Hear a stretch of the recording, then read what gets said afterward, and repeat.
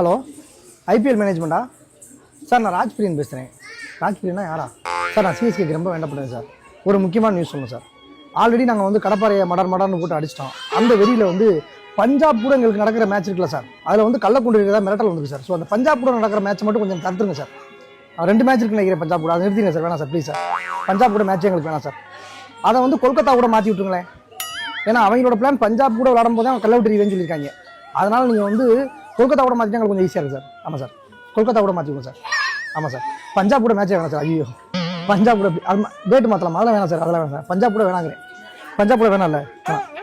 பஞ்சாப் நல்லா விளாட்றாங்க sir. But ஆனால் நம்ம கூட மேட்ச் இந்த வருஷம் வேணாம் சார். ஆமாம் ஆமாம், பஞ்சாப் வந்துச்சுங்க.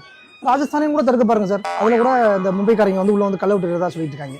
ஆமாம் சார், எனக்காக கொஞ்சம் பாருங்கள் சார். நான் வேணால் மேனேஜ்மெண்ட்டை பேசுகிறேன் சார். ஆமாம், சிஎஸ்கே டீம் கூட பேசுகிறேன். இது அவங்களுக்கும் ஆபத்து சார். பேர் மேலே எதுவும் கல்ல விட்டு இருந்துட்டாங்கன்னா போச்சு சார், அதுக்காக சொல்கிறேன். ஆமாம் ஆமாம், ஃபான்ஸ் இன்னைக்கு பார்த்தேன் சார். 263 ரன்னை வந்து பீட் பண்ணிட்டாங்க. ஆமாம் சார், பார்த்தேன். ஆமாம் சார், ஆமாம் சார், ஆமாம். கொஞ்சம் பார்த்து பண்ணுங்கள் சார். ஆமாம், பஞ்சாப் கூட இந்த இயரில் எங்களுக்கு மேட்ச் வேணாம் சார். ஆமாம், 4 பாயிண்ட் லாஸ் ஆகி போவோம். வேணாம் சார். ஆமாம் சார், அப்படியே சார். Okay sir.